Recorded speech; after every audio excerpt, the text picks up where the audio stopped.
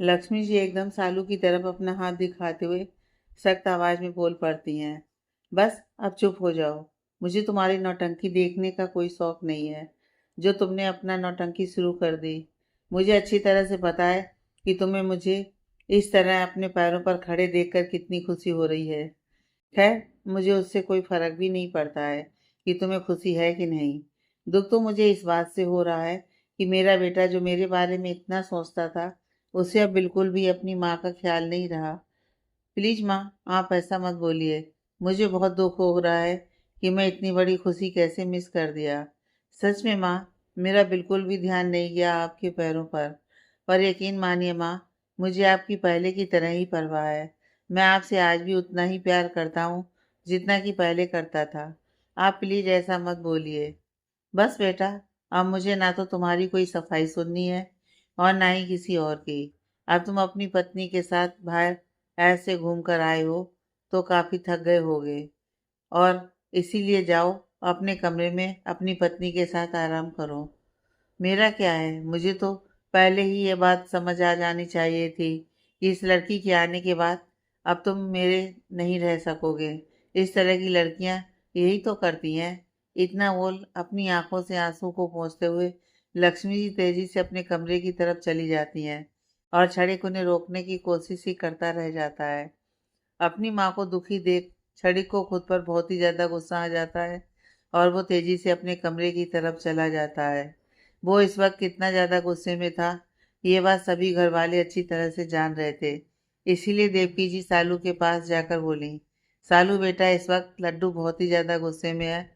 उसे इस बात का खुद पर बहुत ही गुस्सा होगा कि वो अपनी माँ के पैरों के बारे में भूल कैसे गया, कैसे उसका ध्यान उस तरफ नहीं गया। इस गुस्से की वजह से वो अपने आप को चोट ना पहुंचा ले। तुम उसके पास जाओ, उसे संभालो। जी दादी माँ, मैं जाकर देखती हूँ। सालू ये बहुत जल्दी से कमरे की तरफ चली जाती है। इधर रीता जो खड़ी खड़ी पूरा तमाशा देख रही होती है, जब सारा कुछ हो जाता है तो वो बस मन ही मन खुश होते हुए बोली, चलो भाई, बहुत जलाया ये सालू की बच्ची ने मुझे सिंगापुर में। हर वक्त बस मुझे चढ़ाने का कोई ना कोई मौका बना लेती थी। पर यहाँ आने के साथ जो उसके साथ हुआ है, उसे देखकर तो मानो मेरा सारा गुस्सा ही खत्म हो गया हो। अब चलकर अपने कमरे में कुछ देर आराम किया जाए। अब वो बेचारी सालू तो सब कुछ ठीक करने की कोशिश में ही लग जाएगी। पर फिक्र मत करो मेरी प्यारी दुश्मन, मैं तुम्हारी इन कोशिशों को बिल्कुल भी कामयाब नहीं होने दूंगी। रीता ये बोल गेस्ट रूम की तरफ चली गई। मार्केट। अर्जुन जिस तरह से आना के करीब था, उससे आना को कुछ बोलते नहीं बन रहा था। इसीलिए वो किसी तरह से लड़खड़ाते हुई आवाज में बोली, अर्जुन प्लीज मेरा हाथ छोड़ दो। जब आहाना ये बोलती है तो उसकी आवाज में झिझक साफ साफ दिख रहा होता है, और अर्जुन ये बात नोटिस करते ही एकदम से उसका हाथ छोड़ झट से कुछ दूर हो खड़े हो जाता है और थोड़ा अनकंफर्टेबल हो इधर उधर देखने लगता है। फिर अपने हाथों को अपने बालों में डाल उसे फेरते हुए अहाना की तरफ देखकर धीरे से कहता है, वो आई एम सॉरी, मेरा ध्यान ही नहीं गया कि कब मैं तुम्हारे इतने करीब आ गया। मेरा कोई इंटेंशन नहीं था तुम्हें इस तरह अनकंफर्टेबल फील कराने का। मैं तो बस ये जानना चाहता था कि अर्जुन इतना बोलते बोलते रुक गया। फिर उस बात को वहीं पर छोड़ गंभीर हो पूछा, खैर उन बातों को छोड़ो, तुम मुझे बताओ कि तुम्हें मुझसे क्या बात करनी थी। फिर आहाना भी अपने आप को नॉर्मल करते हुए कहती है, वो अर्जुन, दरअसल मैं सोच रही थी कि मैं एक जॉब कर लूँ। अब घर में ऐसे कब तक खाली बैठी रहूंगी। ऊपर से अरमान भाई भी कुछ नहीं करता है, और अब उसके बारे में तो तुम जानते ही हो। तो मैं सोच रही हूँ कि मैं ही कोई जॉब कर लूँ। अब ज़्यादा पढ़ाई तो नहीं की है मैंने, पर जितनी भी की है उस बेहाल पर कोई नॉर्मल सी जॉब तो मिल ही सकती है ना मुझे। हाँ तो कर लो, अगर तुम्हें करने का मन है तो। ये बात तुम मुझे क्यों बता रही हो आना? वो अर्जुन, असल में मैं ये चाहती हूँ कि तुम मेरी जॉब ढूंढने में क्या थोड़ी हेल्प कर सकते हो। अब मैं ज़्यादा जॉब सॉब के बारे में जानती भी नहीं हूँ, और ना ही पूरा शहर घूमी हूँ जो मुझे सब जगह का आइडिया होगा। तो अगर तुम इसमें मेरी थोड़ी हेल्प कर दोगे तो मैं तुम्हारी काफ़ी शुक्रगुजार रहूँगी। एक बार फिर से आना की बातें उसके रिक्वेस्ट करने के तरीके ने अर्जुन को उसके बारे में सोचने पर मजबूर कर दिया, क्योंकि वो पहले जिस आहाना को जानता था वो कभी इतनी तमीज़ और रिक्वेस्ट के साथ उससे बात नहीं किया करती थी, पर अब जिस आहाना से वो बात कर रहा था, वो उसे कोई और ही लड़की लग रही थी। अर्जुन को खामोश देख आहाना बिल्कुल शांत आवाज़ में ही बोली, प्लीज़ अर्जुन, तुम चुप क्यों हो? बोलो ना, क्या तुम मेरी जॉब ढूंढने में हेल्प कर दोगे? आहाना की बात सुन अर्जुन अपनी चुप्पी तोड़ते हुए बोला, ठीक है, मैं तुम्हारी हेल्प करूँगा, पर उसके बदले मुझे कुछ जवाब चाहिए तुमसे। बोलो, दोगी मेरे सवालों का जवाब? जब अर्जुन आहाना से अपने सवालों के जवाब मांगने की बात बोलता है, तो आहाना उसकी बात समझ नहीं पाती है और इसीलिए थोड़ा संदेह भरे भाव से पूछ बैठती है, तुम्हें मुझसे किस सवाल के जवाब चाहिए अर्जुन? और फिर ऐसा कौन सा सवाल है तुम्हारा जिसका जवाब मेरे पास है? मैं कुछ समझी नहीं तुम्हारे कहने का मतलब। वही सवाल जो मुझे काफ़ी हैरान कर रहे हैं आना। देखो, मैं तुम्हें आज से नहीं बल्कि बचपन से ही जानता हूँ। तुम हमेशा अपने फायदे के लिए, अपनी ईगो के लिए दूसरे से लड़ पड़ने वालों में से थी। यहाँ तक कि तुम किसी का एक शब्द भी बर्दाश्त नहीं करती थी। यहाँ तक कि कुछ दिनों पहले तक तो तुम मुझसे भी हमेशा उसी अंदाज में बात किया करती थी। तो फिर अचानक से ऐसा क्या बदल गया जो तुम इस हद तक खुद को बदल ली हो? और तुमने जो भी अभी कुछ देर पहले बोला कि मुझे जिस तरह की लड़कियां पसंद हैं, तुम वैसा बनने की कोशिश करोगी, वो क्या था? तुम क्यों खुद को मेरे लिए बदलने की कोशिश कर रही हो? बताओ आना, यह सब मुझे कुछ समझ में नहीं आ रहा है।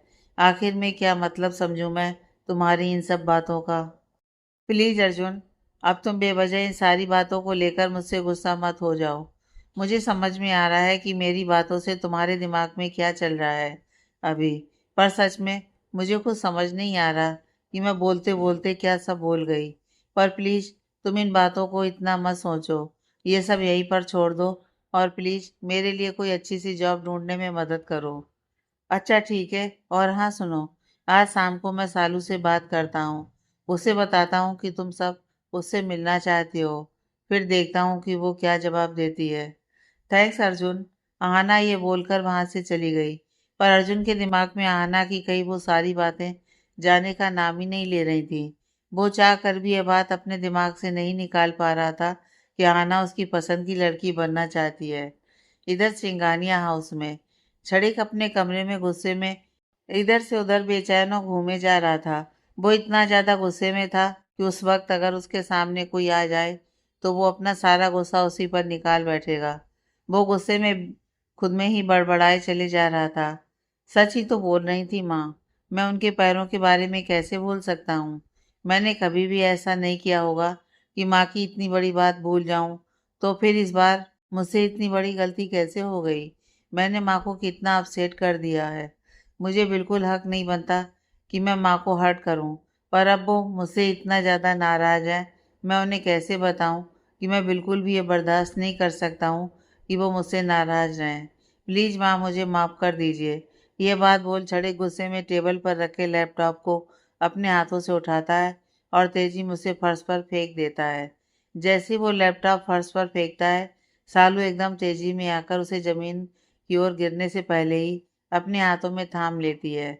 वो लैपटॉप को संभाल कर पकड़ते हुए छड़ी के चेहरे को देखते हुए बोलती है, ये क्या कर रहे हैं आप मिस्टर सिंगानिया? अरे इस तरह से आप अपने लैपटॉप को कैसे फेंक सकती हैं? इसमें आपके कितने सारे ज़रूरी दस्तावेज वगैरह हैं। सालू की बात सुन छड़े के एकदम से उससे मुंह फेर दूसरी तरफ खड़ा हो जाता है और अपने दोनों हाथों को अपने पैंट्स की जेब में डालते हुए गुस्से से कहता है, प्लीज़ मिस सालू, देखिए इस वक्त मेरा गुस्सा मेरे कंट्रोल में नहीं है, इसीलिए मैं आपके साथ कुछ गलत कर बैठूंगा। इससे पहले कि मैं अपने गुस्से में कुछ उल्टा सीधा बोल दूं या फिर कर दूं, आप इस वक्त मेरी नज़रों से दूर चले जाइए। छड़ी के बोल दूसरी तरफ मुंह फेरे ही खड़े रहा, लेकिन तभी सालू झट से उस लैपटॉप को वापस से टेबल पर रखते हुए छड़ी के सामने आकर खड़ी हो जाती है और उसकी आंखों में देखते हुए कहती है, अच्छा, मतलब कि आप मुझे ये कहने की कोशिश कर रहे हैं कि मैं आपको इतनी तकलीफ में अकेला छोड़ दूं? और अगर मान लिया आपकी जगह मैं किसी तकलीफ में होती, तो क्या मिस्टर सिंघानिया आप मुझे इस तकलीफ में अकेला छोड़ देते? बोलिए ना, मुझे अकेला छोड़ देते मेरी तकलीफों के साथ? सालू के सवाल करने पर छड़े के एकदम से दूसरी तरफ घूमकर खड़ा हो जाता है और अपनी आंखों में भरे आंसू को रोके हुए बेरुखी से ही कहता है, हाँ मैं ऐसा कर दूंगा, क्योंकि मुझे किसी की परवाह ही नहीं है। सच तो यही है कि मैं अपनी फैमिली को खुशी नहीं रख सकता हूँ। तभी तो आज मैंने अपनी माँ को ही हर्ट कर दिया, और इसीलिए मैं आपके साथ भी ऐसा कर सकता हूँ। मैं आपको भी हर्ट कर सकता हूँ। इसीलिए प्लीज़ जाइए इस वक्त मेरी नज़रों के सामने से। जब छड़िक सालू को इतनी बेरुखी के साथ जवाब देता है, उसके बाद सालू बिना कुछ बोले छड़िक के सामने आकर फिर से खड़ी हो जाती है।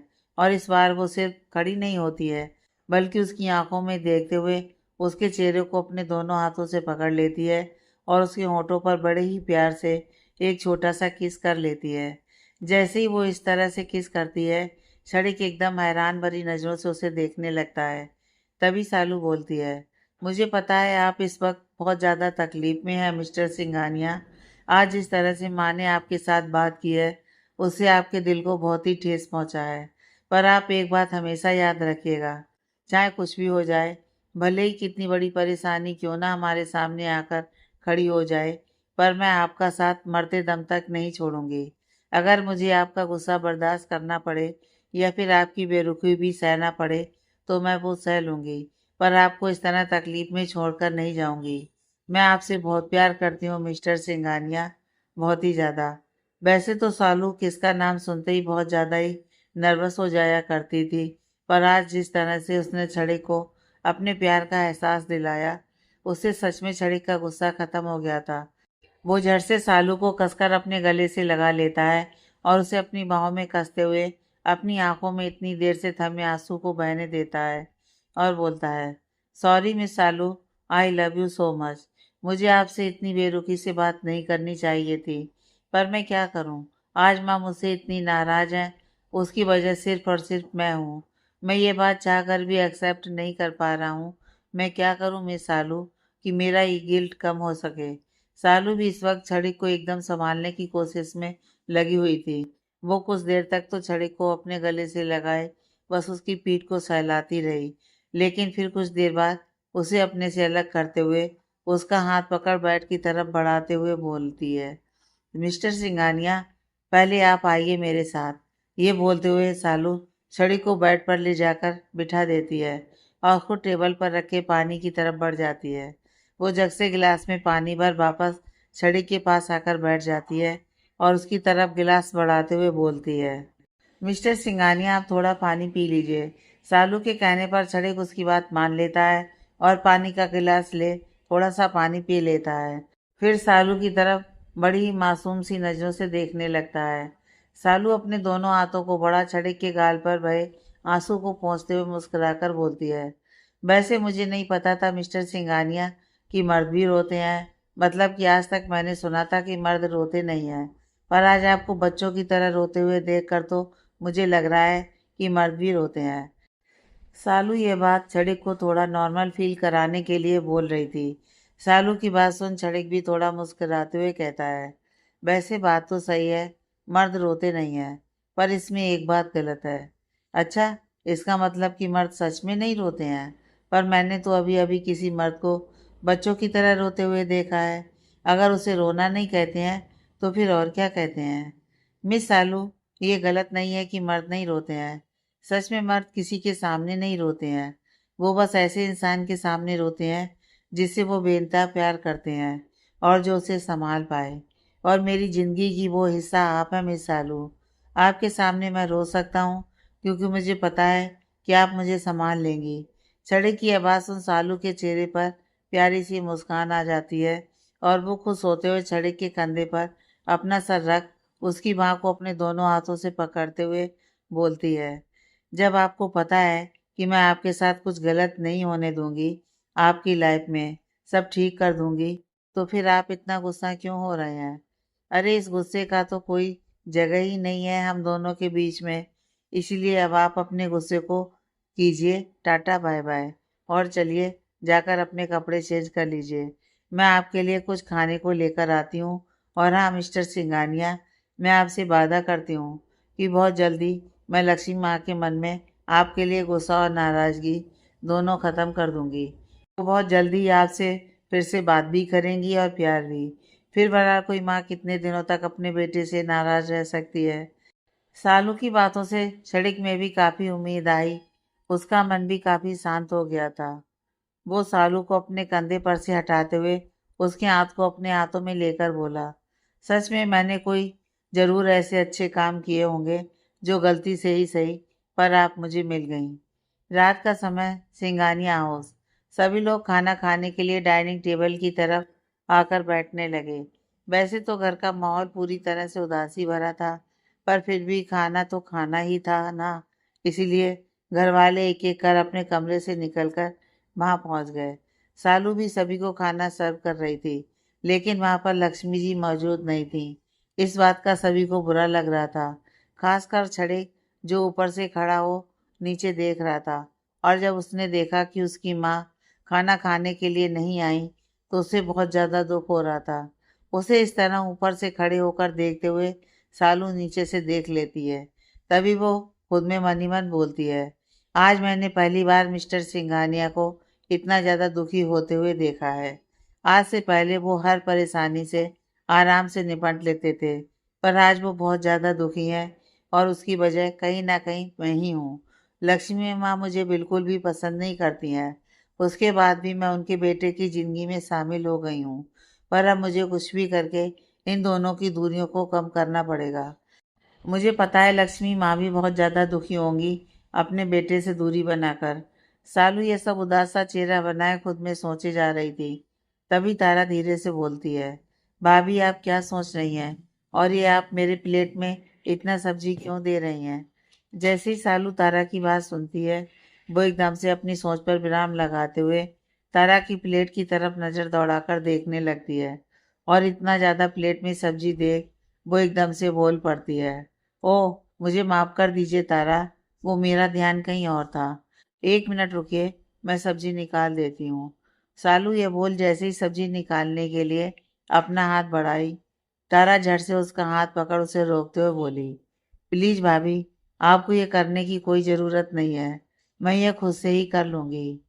हाँ सालू बेटा, हम सभी को पता है कि इस वक्त तुम्हारे दिमाग में क्या चल रहा है।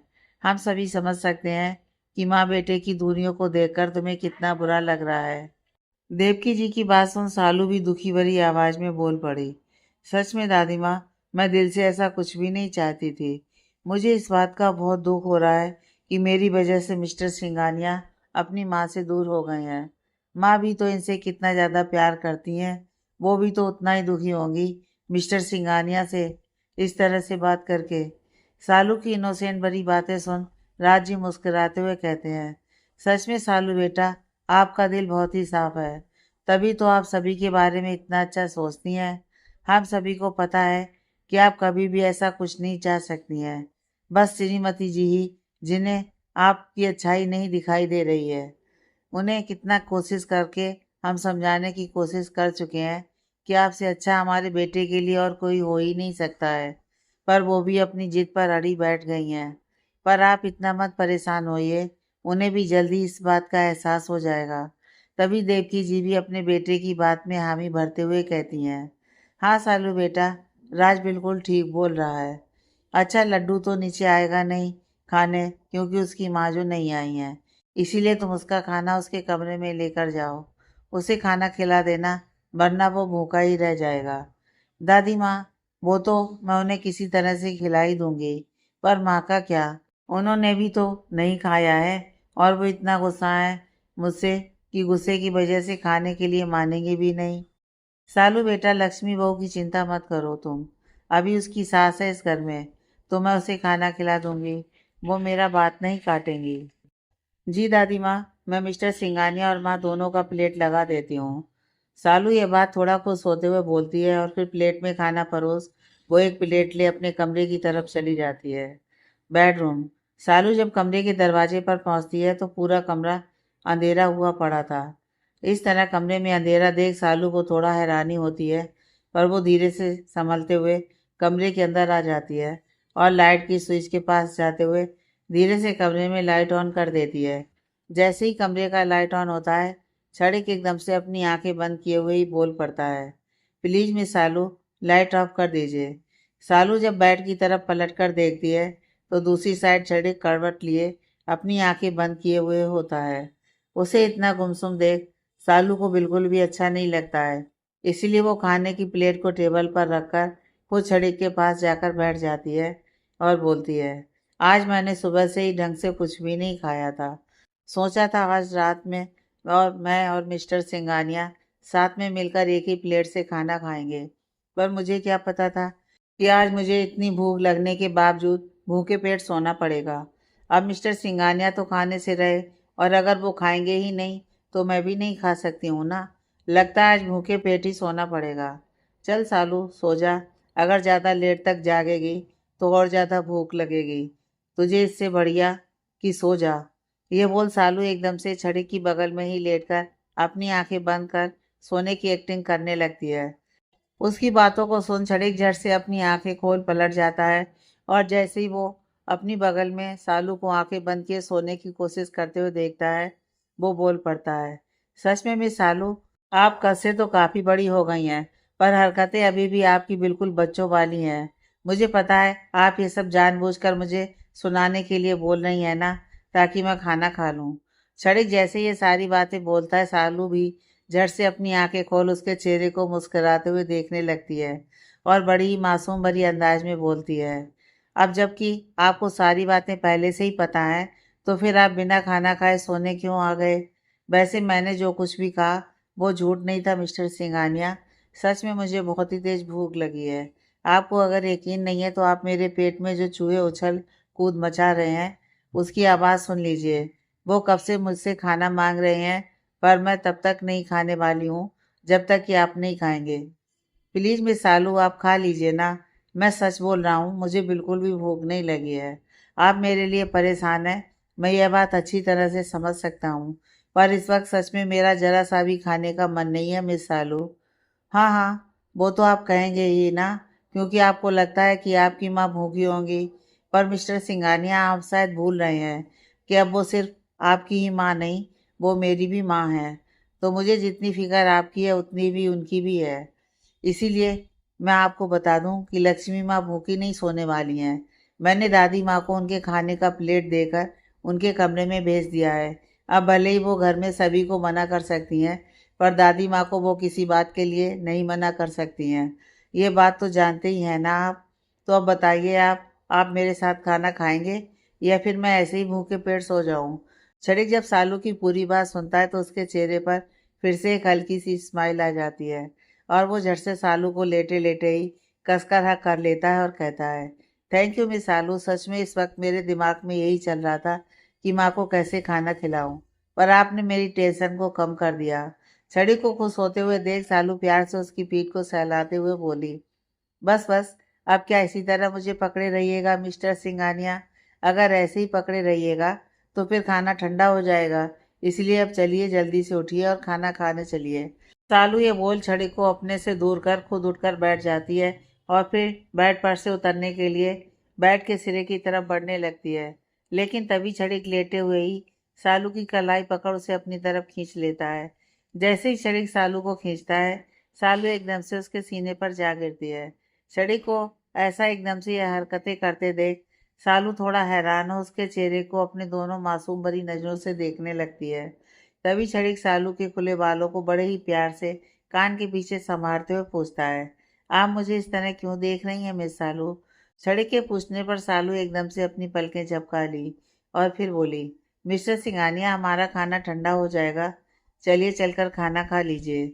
सालू बात को पूरी तरह से बदल फिर से उठने की कोशिश करने लगी, लेकिन तभी छड़ीक अपने एक हाथ से सालू की कमर को कसकर पकड़ते हुए उसके चेहरे पर अपनी उंगली को फेरते हुए बोला, मिस सालू प्लीज, आप बात को मत बदलिए।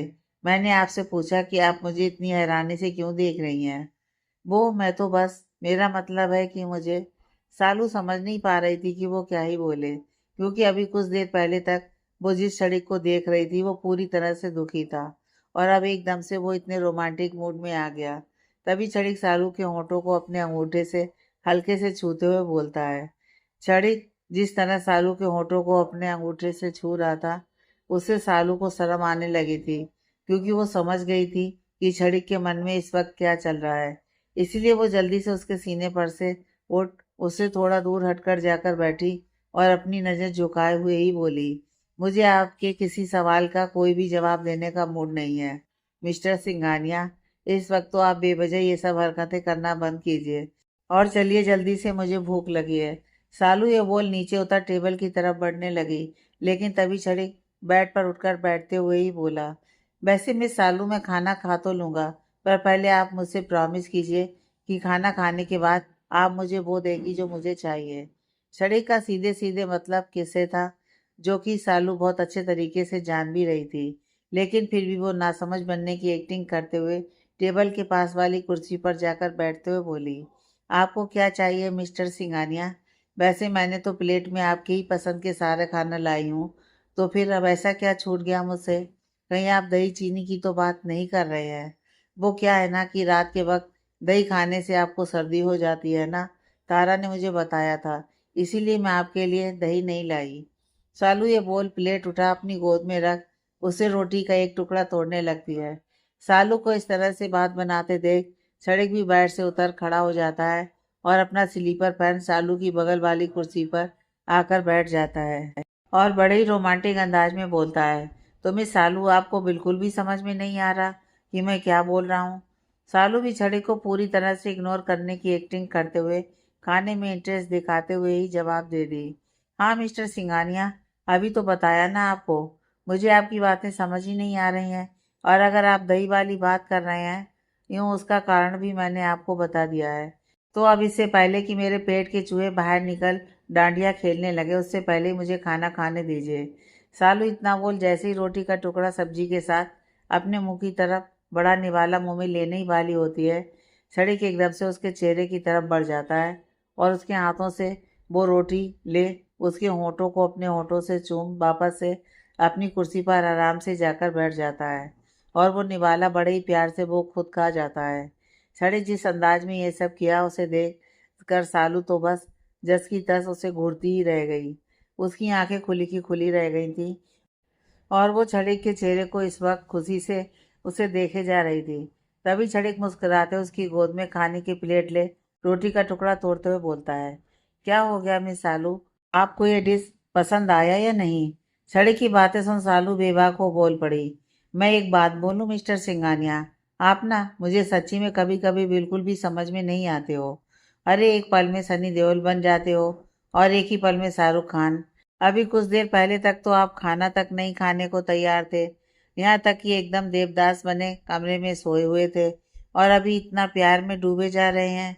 सालू की बात सुन छड़े अपने हाथ से खाने की प्लेट को टेबल पर रख देता है और सालू के हाथ को पकड़ उसे उठा अपनी गोद में बिठाकर अपने दोनों हाथों से उसकी कमर को पकड़ बोलता है, अच्छा, तो आपको मैं समझ में नहीं आ रहा हूँ, पर मिस सालू, आपने तो सिंगापुर के होटल में मुझसे बोला था कि आप मुझे समझने लगी हैं, तो फिर अब क्यों नहीं समझ रही हैं? मुझे ऐसा लगता है मिस्टर सिंघानिया कि मैं आपको समझती हूँ, पर आप जिस तरह की हरकतें कर रहे हैं ना, उससे मुझे खुद पर शक हो रहा है कि मैं वाकई में आपको समझती हूँ कि नहीं। सालू की हैरानी वाली बातें सुन छड़े को हंसी आ जाती है और वो अपने एक हाथ से रोटी का टुकड़ा प्लेट से उठा सालू के मुंह की तरफ बढ़ाते हुए बोला, तो मिस सालू, आपको खुद पर शक करने की कोई ज़रूरत नहीं है, आपसे ज़्यादा बेहतर तरीके से मुझे कोई नहीं समझता है, और रही बात मेरे मूड की, तो इसका सारा क्रेडिट आपको ही जाता है। वैसे मैं था तो देवदास वाले मूड में ही, पर क्या करूं, जिसकी वाइफ इतनी प्यारी हो वो भला कब तक सैड रह सकता है? अब आपको अपने करीब देख मेरे दिल की फीलिंग्स मुझसे ये सब करवा देती हैं, मैं क्या करूं? इस बात को सुन सालू खिलखिलाकर हंस पड़ी और बोली, मुझे नहीं पता था मिस्टर सिंघानिया कि आपको बातों से बातें बनाना भी आता है, पर बड़ी खूबसूरत तरीके से आप अपनी बातों में दूसरों को फंसा लेते हो। अच्छा, अब मेरी तारीफें करना बंद कीजिए मिस सालू और लीजिए खाना खाइए। ये बोलते हुए छड़िक अपने हाथों से सालू को खाना खिलाने लगा। छड़िक बड़े ही प्यार से सालू को खाना खिला रहा था। सालू भी मुस्कुराते हुए खाना खा रही थी। उन दोनों के बीच इस वक्त पूरी तरह से प्यार दिख रहा था। तारा को सालू से कुछ काम था, इसी वजह से वो छड़िक के कमरे में बेधड़क दरवाजे से घुसी चली आई, पर जैसे ही वो अपना सर उठा सामने देखती है, छड़िक की गोद में सालू को बैठे देख एकदम से अपने दोनों हाथों को चेहरे पर रखते हुए बड़बड़ाते हुए बोल पड़ती है, ओह सॉरी भाई, सॉरी सालू भाभी, मैंने कुछ नहीं देखा, सॉरी। जैसे ही सालू और छड़िक तारा की आवाज़ सुनते हैं, वो दोनों एकदम से हड़बड़ाकर उठ खड़े हो जाते हैं और सालू एकदम से अपने बालों को कान के पीछे करते हुए बड़बड़ाने लगती है। अरे तारा, आप इस वक्त आइए ना, आप दरवाजे पर क्यों खड़ी हैं? बोलिए, कोई काम है क्या आपको? तभी छड़िक अपनी पैंट की जेब में मोबाइल निकालते हुए जल्दी से किसी का नंबर डायल कर कमरे से बाहर निकल जाता है। असली बात तो यह थी कि छड़िक भी अचानक तारा के कमरे में आ जाने की वजह से काफ़ी अनकंफर्टेबल हो गया था, इसीलिए वो जल्दी से वहां से निकल गया।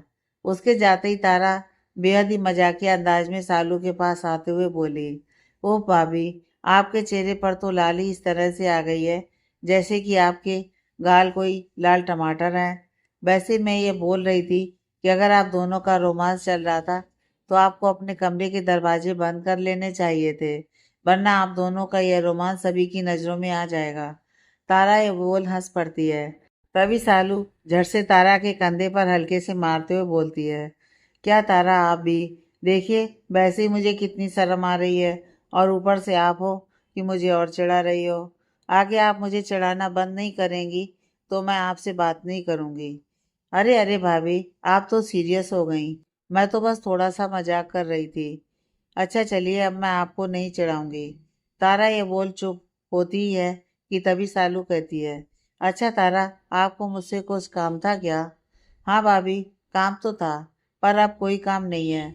मैं आपके कमरे में आपसे यही जानने आई थी कि होटल में भाई आपको क्यों ले गए थे, पर यहाँ का नज़ारा देखकर मुझे सब समझ आ गया। तारा के ये कहते ही सालू शर्म से और भी ज़्यादा लाल हो गई थी और उसके चेहरे पर एक अलग ही मुस्कान भी खिली हुई थी। तभी वो तारा को जल्दी से अपने गले से लगा लेती है और बोलती है, तारा, आपके भाई ने कल रात मुझे अपने दिल की बात बताई। उन्होंने बताया कि वो मुझसे बहुत ही ज़्यादा प्यार करते हैं। सालू की बात सुन तारा भी बेहद ही खुश होते हुए सालू को अपने गले से अलग करते हुए उसके हाथ को अपने हाथों में लेते हुए बोली, मुझे तो ये बात पहले से ही पता था कि आप दोनों एक दूसरे के लिए ही बने हो भाभी। बस भाई को इस बात का एहसास थोड़ा लेट हुआ, पर मैं इसी बात से बहुत ज़्यादा खुश हूँ कि फाइनली भाई ने आपको प्रपोज कर दिया। वैसे भाभी, भाई ने तो आपको अपने दिल की बात बता दी, पर क्या आपने उन्हें बताया कि आपके दिल में उनके लिए क्या है? यह पूछने पर सालू थोड़ा शर्मीले तरीके से ही हाँ बोल दी, जिससे तारा मुस्कुराते हुए सालू को कसकर हक कर लेती है। इधर अर्जुन अपनी खटिया पर लेटे हुए ऊपर खिले चांद को बस एकटक निहारे जा रहा था। उसके ना चाहते हुए भी आना उसके दिमाग में ही घुस गई थी।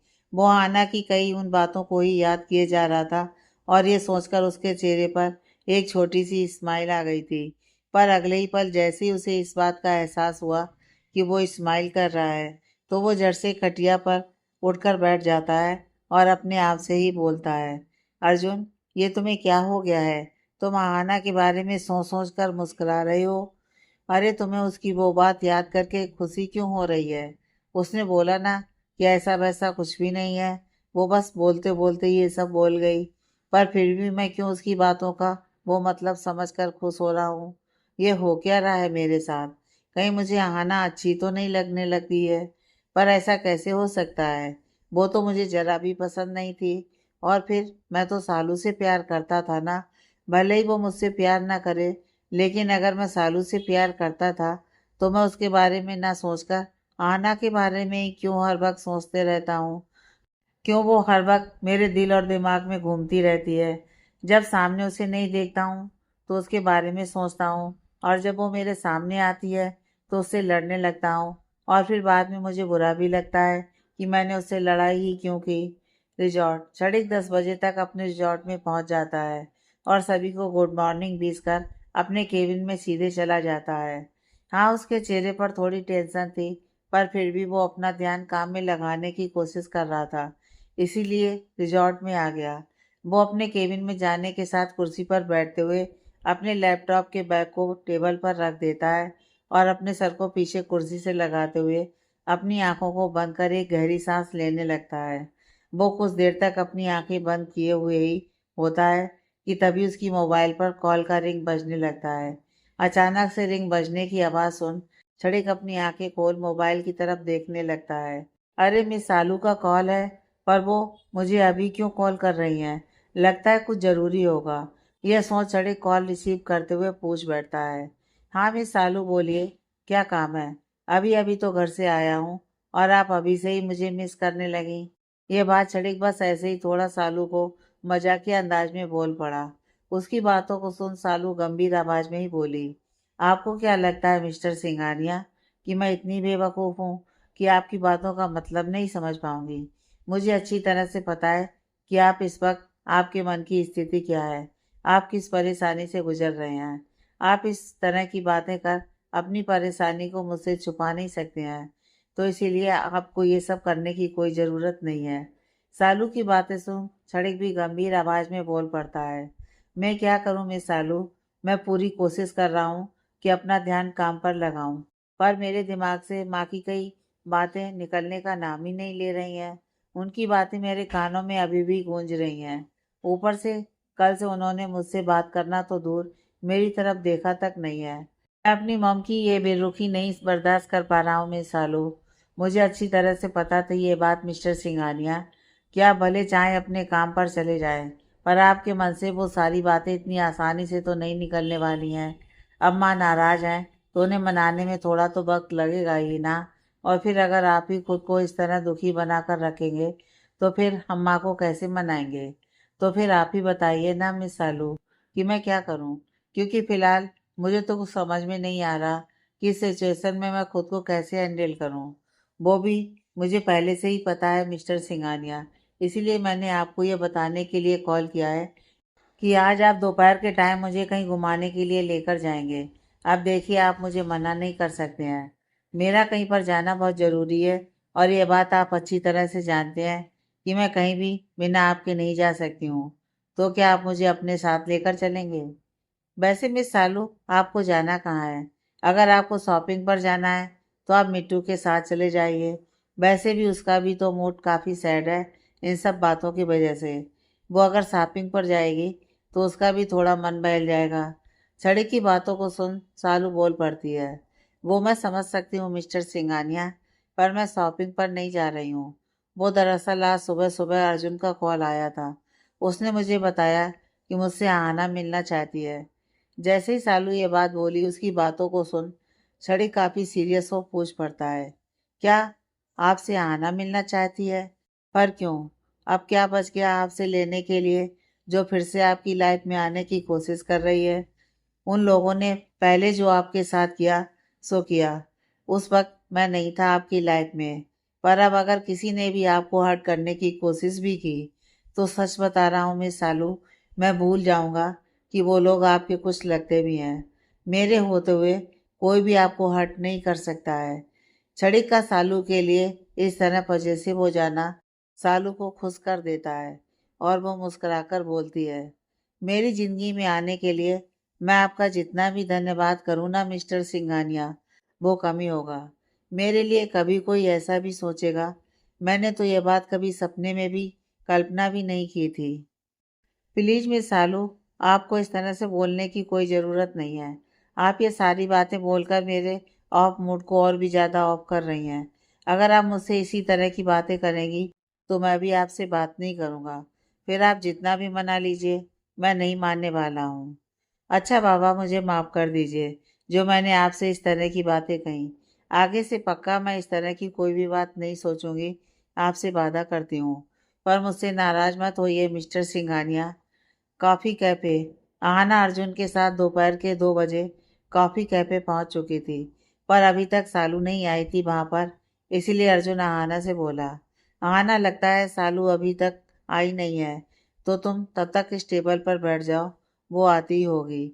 आहाना भी अर्जुन के कहने पर कुर्सी पर जाकर बैठ जाती है और अपने पर्स में कुछ ढूंढने लगती है।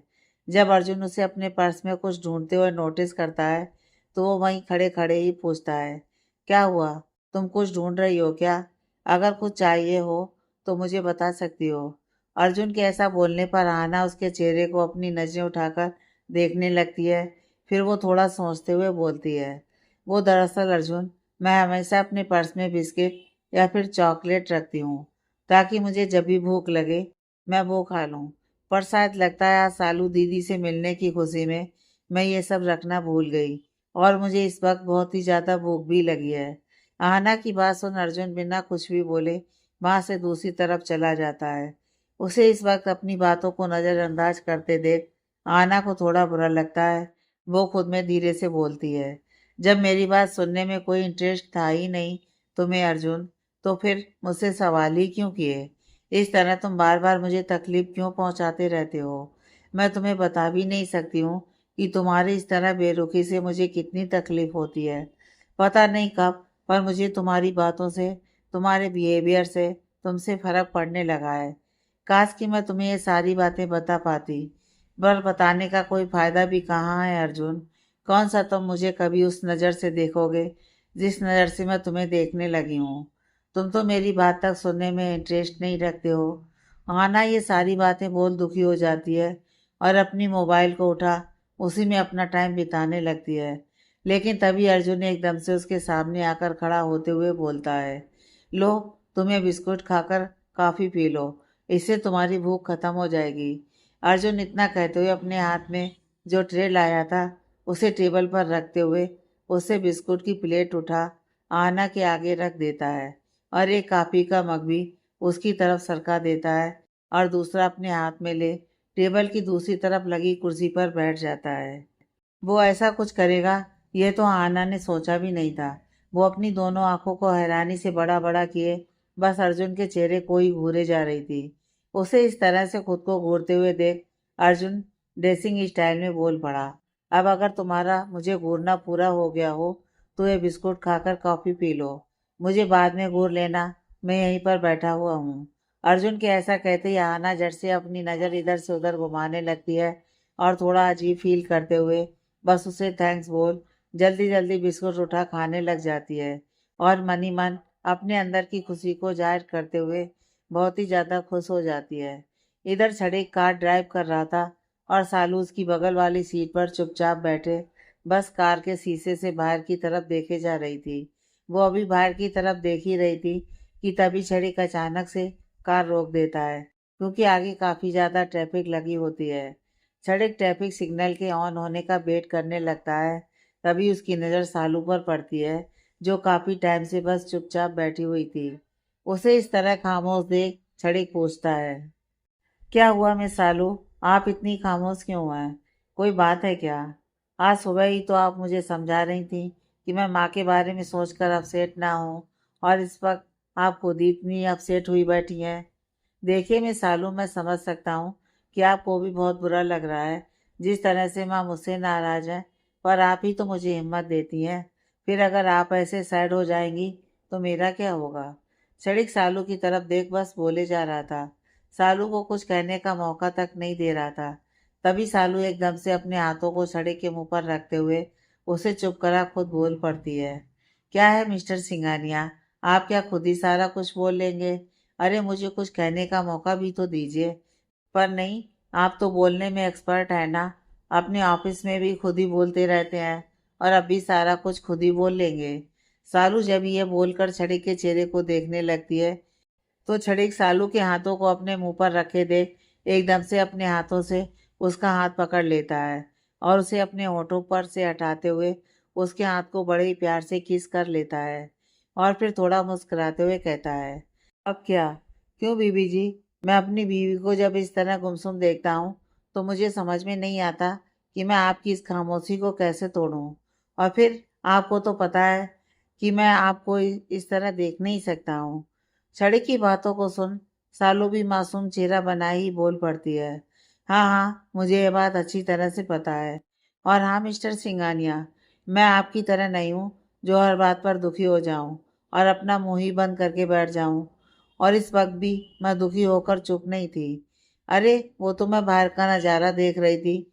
मुझे इस तरह चलती गाड़ी में बाहर देखना बहुत ही ज़्यादा अच्छा लगता है। वैसे मैंने अपना बचपन ज़्यादा बाबा के साथ तो नहीं बिताया था, पर जब वो मुझे अपनी साइकिल पर बिठा कभी कभी घुमाने के लिए ले जाते थे ना, तो मैं इसी तरह बिना कुछ बोले बस चारों तरफ का नज़ारा देखती रहती थी।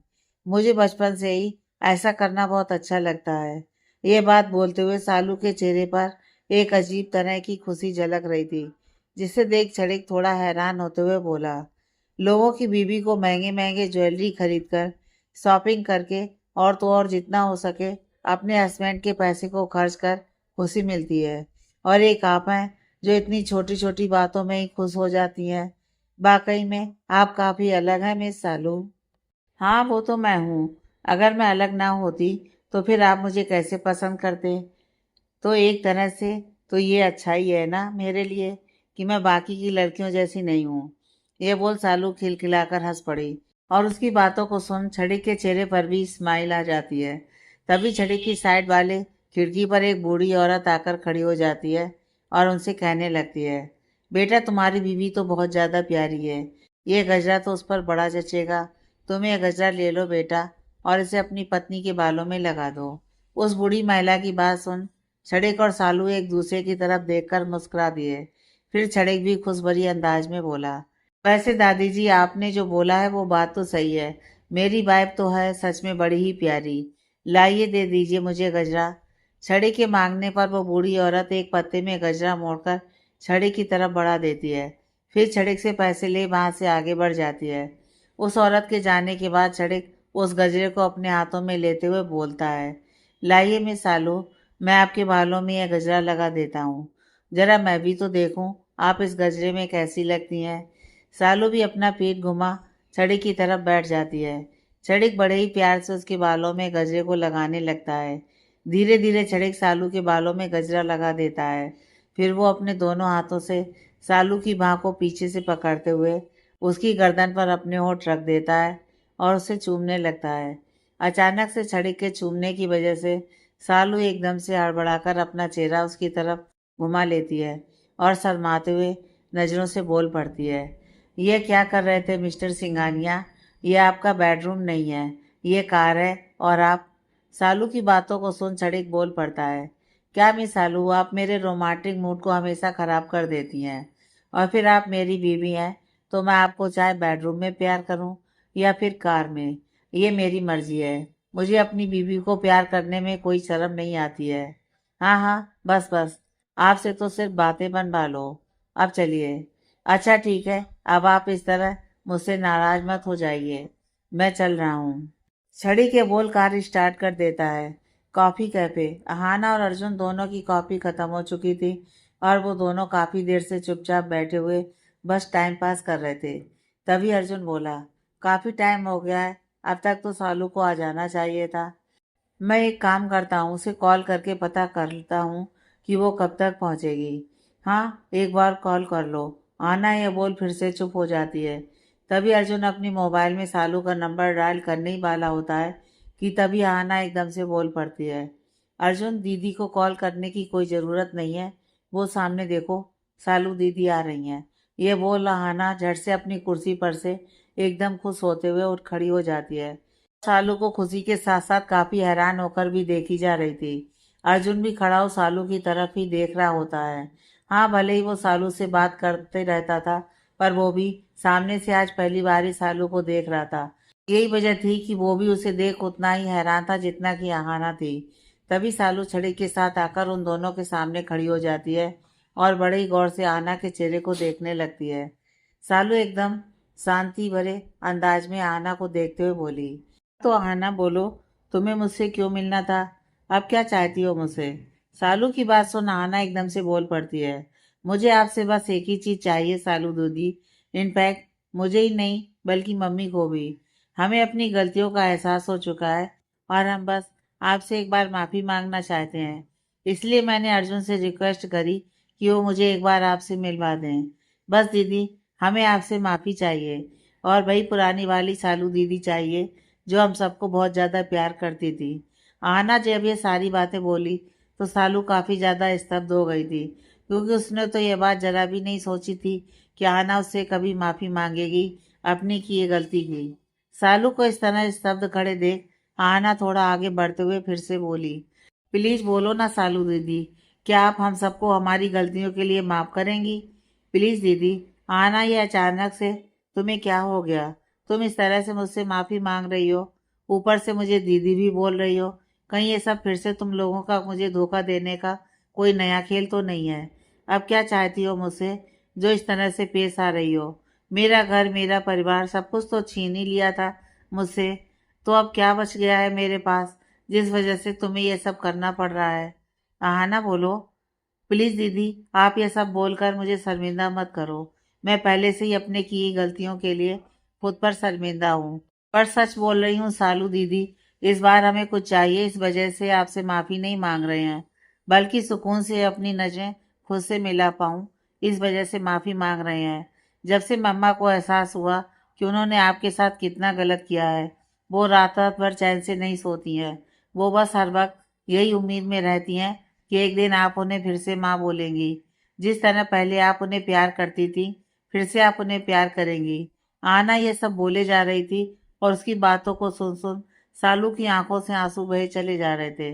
वो रो रही थी, पर उसके आंसू खुशी के थे, ना कि दुखी के।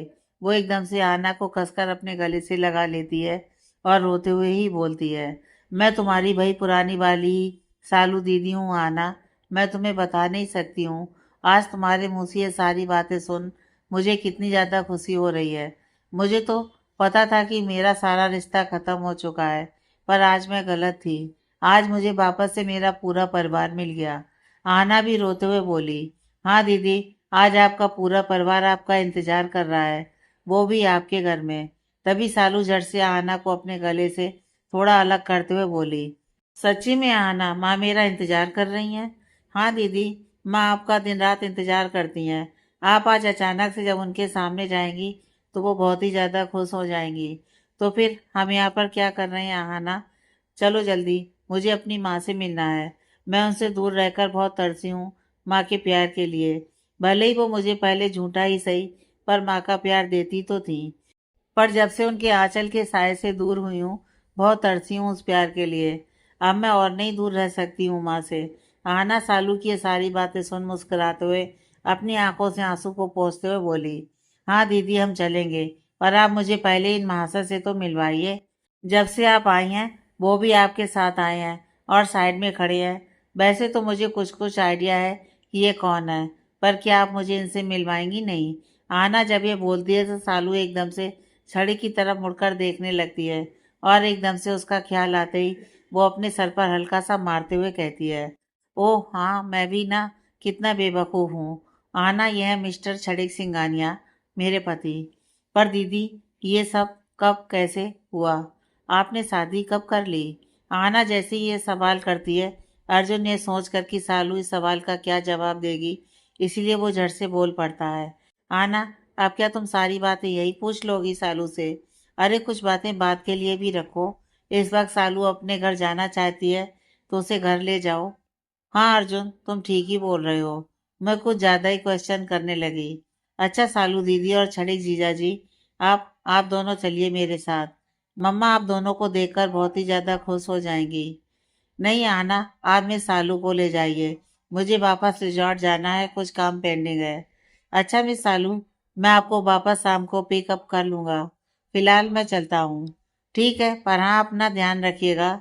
छड़िक सालू को वहीं छोड़ खुद जाने के लिए बढ़ने लगता है, लेकिन तभी फिर से आना थोड़ा रिक्वेस्ट करते हुए बोलती है, प्लीज़ छड़िक जीजा जी, अगर आपको कोई ज़्यादा इम्पोर्टेंट काम ना हो तो दीदी के साथ ही चलिए ना।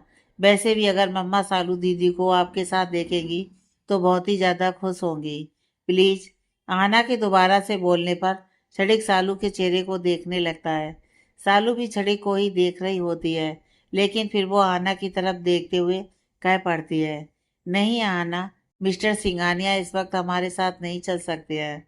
उन्हें ज़रूर कोई ज़्यादा ज़रूरी काम होगा, इसी वजह से वो ऐसा बोल रहे हैं, वरना वो खुद चलते हमारे साथ।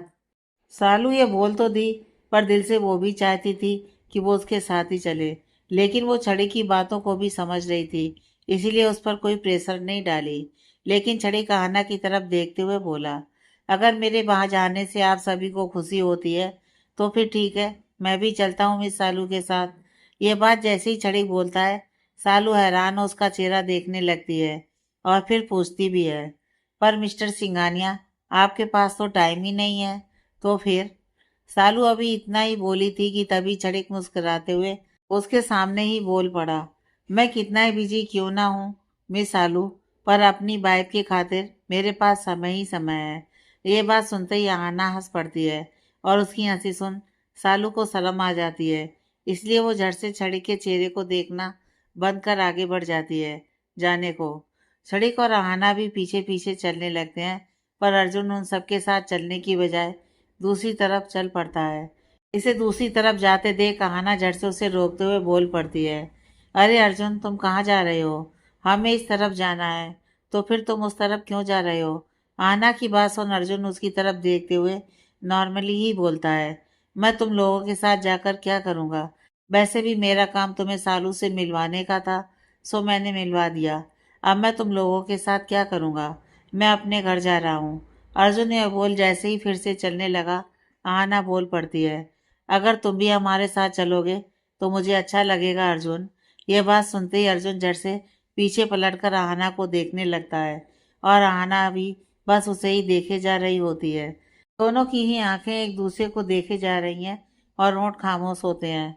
सालू और छड़िक जब अपनी कार के पास पहुंचते हैं तो आहाना को अपने साथ न देखकर सालू पीछे मुड़कर देखने लगती है और आहाना को अर्जुन के साथ खड़ा देख वो वहीं से उसे आवाज देते हुए बोल पड़ती है, आहाना, अर्जुन, तुम दोनों वहां पर क्यों खड़े हो?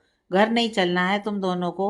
चलो। सालू की आवाज़ सुनते ही आहाना और अर्जुन एकदम से हड़बड़ा जाते हैं और अपनी नजरें एक दूसरे की तरफ हटा जल्दी से चल पड़ते हैं। शांति सदन। शांति जी किचन में खाना बनाकर अपने आंगन में आकर बैठी हुई थी। अरमान अब तक खटिया पर सोए हुए ही था। बीच बीच में शांति जी उसे जगाने के लिए आवाज देती थी, पर वो जागने की बजाय उन पर गुस्सा कर फिर से करवट दूसरी तरफ कर सो जाता था। उसकी हरकतों की वजह से शांति जी को उस पर काफी गुस्सा भी आता था और दुख भी होता था, पर वो इस वक्त बेवजह उससे बहस करना नहीं चाहती थी, क्योंकि वो जानती थी कि उसे कुछ भी कहना या फिर समझाना बेकार है। वो किचन का सारा काम करने के बाद थोड़ी थक भी गई थी, इसलिए वो आंगन में एक कुर्सी पर जाकर बैठ थोड़ा आराम करने लगी। अभी कुछ देर वो बैठी ही थी कि तभी दरवाजे की बेल बजने की आवाज उनके कानों में सुनाई दी। बेल बजने की आवाज सुनते ही शांति जी झट से कुर्सी पर से उठ खड़ी हो जाती हैं और खुद में बोलती हैं, लगता है आहाना आई होगी। ये बोल शांति जी जल्दी से दरवाजा खोलने के लिए बढ़ गई और जल्दी से दरवाजा खोल सामने देखने लगी। जैसे ही वो दरवाजा खोलती हैं, सामने सालू को खड़ी देख वो पूरी तरह से स्तब्ध हो जाती हैं। वो बड़ी हैरान चेहरे के साथ सालू को देखे जा रही थी और साथ ही बोली, सालू बेटा तुम? तभी आना जो पीछे ही खड़ी थी एकदम से आगे आते हुए मुस्कुराते हुए बोली, अरे मम्मा, ये सालू दीदी ही हैं। आपका चेहरा देखकर तो ऐसा लग रहा है कि आपने क्या देख लिया हो। ये सच है? आहाना, तुम सच बोल रही हो? कहीं मैं कोई सपना तो नहीं देख रही हूँ ना? ये बोलते ही शांति जी की आंखों में आंसू छलक गए। तभी सालू एकदम से उनके गले से जाकर लग गई और कसकर उन्हें अपने गले से लगाए रोने लगी। आगे की कहानी नेक्स्ट पार्ट में।